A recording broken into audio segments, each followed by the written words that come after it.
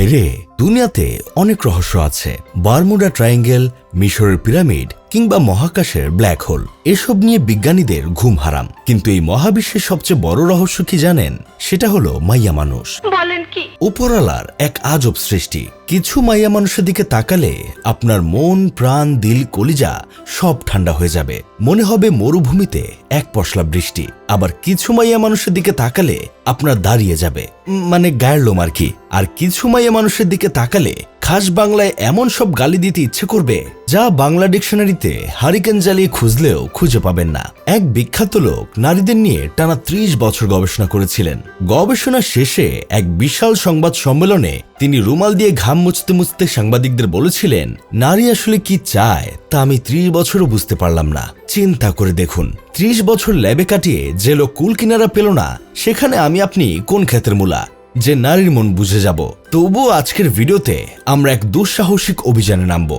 আমরা দেখব একজন নারী বয়ফ্রেন্ড হিসেবে কেমন ছেলে চায়, পুত্রবধূ হিসেবে কেমন শাশুড়ি চায়, আর একজন শাশুড়ি কেমন ডাইনোসর, মাফ করবেন, কেমন পরীর মতো ছেলের বউ চায়। ভিডিওটা একটু বড় হতে পারে, কারণ চাহিদার লিস্টটা তো আর ছোট না। তাই হাগামোতার কাজ সেরে চা কফি নিয়ে আরাম করে বসে পড়ুন। চলুন ভিডিও শুরু করা যাক। মেয়েরা বয়ফ্রেন্ড হিসেবে কেমন ছেলে পছন্দ করে সেটা জানতে আমি আমার এক পরম বান্ধবীকে কল দিয়েছিলাম। জিজ্ঞেস করলাম, কিরে তোরা মেয়েরা আসলে বয়ফ্রেন্ডের মধ্যে কি খুঁজিস, তোদের ডিমান্ডটা ঠিক কি? সে এক দীর্ঘশ্বাস ফেলে উত্তর দিল, দেখ বন্ধু, আমরা মেয়েরা আসলে খুব সাধারণ।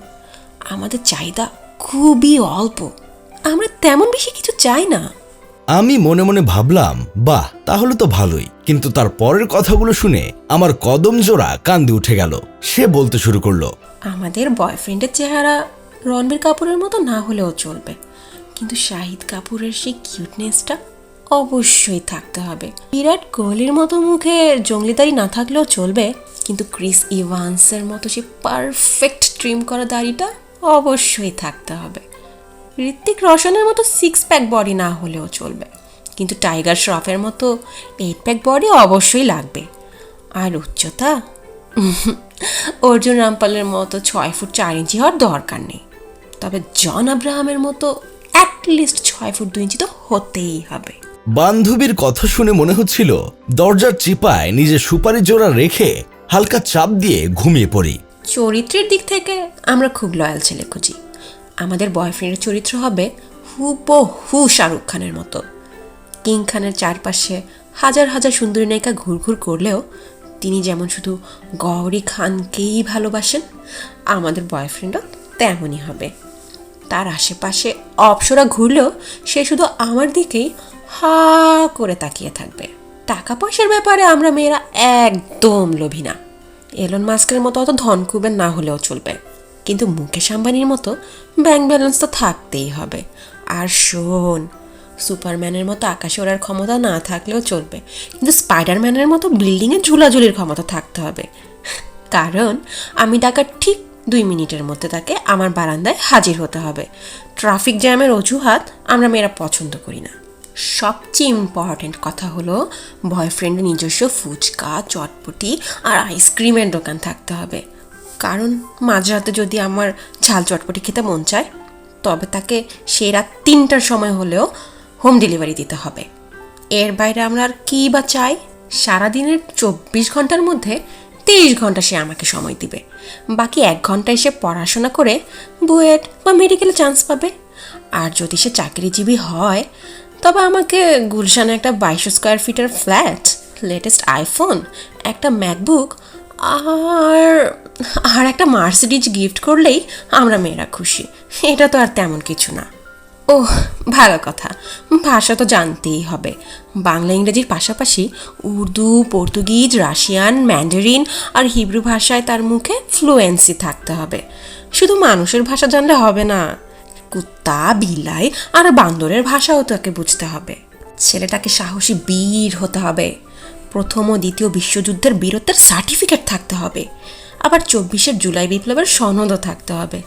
এমনকি মিশরের পিরামিড বানানোর সময় সে কোদাল চালিয়েছিল কিনা সেই অভিজ্ঞতার সার্টিফিকেটও দরকার। আর হ্যাঁ, তাকে বিটিএসের কট্টর ফ্যান হতে হবে। জংকুক বা জিমিন কখন ঘুমায়, কখন হাগু করে, আবার সেই হাগু পাতলা নাকি কঠিন, এইসব ডাটা তার মুখস্থ থাকতে হবে। এছাড়া ফেসবুকের ফ্রেন্ড লিস্টে ইলন মাস্ক, জাকারবার্গ আর পুতিনের সাথে নিয়মিত চ্যাট তো থাকতেই হবে, না হলে বান্ধবী সমাজে আমাদের মেয়েদের ইজ্জত থাকবে না। আমি কাঁপতে কাঁপতে জিজ্ঞেস করলাম, তাহলে তোদের জামাই নির্বাচনের ক্রাইটেরিয়া কি? আরে জামাই তো ঘরের মানুষ, সেখানে আমরা আরও ছাড় দিই। জামাই ভুঁড়িওয়ালা হোক, খাটো হোক, এমনকি হিরো আলমের টাইপের হলেও আমাদের আর কোনো সমস্যা নেই, কিন্তু শর্ত একটাই, তাকে বিসিএস ক্যাডার হতে হবে। বেতন 30,000 হলেও সমস্যা নেই, কিন্তু মাসে 30 লাখ টাকা দুর্নীতি করার টেকনিক তার জানা থাকতে হবে। আর কাবিননামায় এশিয়া মহাদেশে অর্ধেকটা লিখে দিলেই আমরা খুশি। মেয়েরা চায় শাশুড়ি হবে সিনেমার শাবানার মতো দরদি। বিয়ের পর দিনই শাশুড়ি চাবির গোছাটা বউয়ের হাতে দিয়ে বলবে, মা আজ থেকে এই রাজত্ব তোমার, সব সিন্ধুক আর আলমারির চাবি তোমার আঁচলে বেঁধে রাখো। শাশুড়ি হবে হাজি মোহাম্মদ মহসিনার ফিমেল ভার্সন, নিজের সব গয়না বউকে দিয়ে বলবে, এগুলো সব তোমার, তুমিই পরো। বউ দুপুর 12টা পর্যন্ত ঘুমালেও শাশুড়ি কিচ্ছু বলবে না, বরং বেডটি নিয়ে হাজির হবে। শাশুড়ি হবে আলট্রা মডার্ন, শাড়ি পরার প্যারা দেবে না, বরং বলবে, মা তুমি হাফ প্যান্ট পরে ঘুরে বেড়াও, আমার কোনো সমস্যা নেই। শাশুড়ি হবে এমন এক সই যার কাছে এক্স বয়ফ্রেন্ডের গল্পও মন খুলে করা যাবে। বান্ধবীর এই ফ্যান্টাসি শুনে আমার মেজাজ আর নিয়ন্ত্রণে থাকলো না। আমি চিৎকার করে বললাম, এই তুই কি আলিয়ার মতো সুন্দরী যে তোর বয়ফ্রেন্ড রণবীরের মতো লাগবে? 5 ইঞ্চি হিল পরার পর তুই 5 ফুট হতে পারিস না, আর তোর ডিমান্ড 6 ফুটের ছেলে। অতিরিক্ত লোড নিলে যে টায়ার পাঞ্চার হয়ে যায় সেই খেলা আছে? আর সবাই যদি বিসিএস ক্যাডার খোঁজে, তবে আমাদের মতো সাধারণ পাবলিক কি আঙ্গুল চুষবে? আমার কথা শুনে বান্ধবী তো আরো আগুন। সে ঝাড়ি দিয়ে বলল, হালার পো হালা, উষ্টা মারি তোর কপালে, আমাদের ডিমান্ড তো সামান্যই, এইটুকু যদি পূরণ করতে না পারিস তবে নিজের পেছনে বাঁশ ঢুকিয়ে বসে থাক, ফোন রাখ হো মন্দির পো। তার সেই ঝাড়ি শুনে আমার মাথা ঘুরে গেল। আমি কখন যে ফিট হয়ে পড়ে গেলাম টের পাইনি। যখন জ্ঞান ফিরল, দেখলাম আমার মা আমার মাথায় জল পড়তে দিচ্ছেন। আমি ভাবলাম আমার মাও তো একজন নারী, তার ডিমান্ড নিশ্চয়ই এত কঠিন হবে না। আমি দুর্বল গলায় বললাম, আম্মা তোমার কি কোনো চাহিদা আছে? মা একগাল হেসে বললেন, আরে না বাবা, আমার তেমন কোনো চাহিদাই নাই, শুধু ছেলের বউর ব্যাপারে সামান্য কিছু ইচ্ছা আছে। আমি আশার আলো দেখলাম, কিন্তু মা শুরু করতেই আমার হার্টবিট বেড়ে গেল।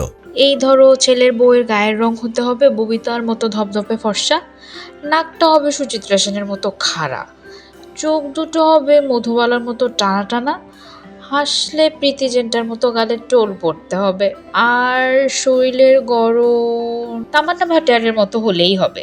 মোটাও না, আবার একদম তালপাতার সেপায়ও না। গলার স্বর হবে শ্রেয়া ঘোষালের মতো মিষ্টি, কথা বললে যেন মনে হয় দুধে মধু ঝরছে।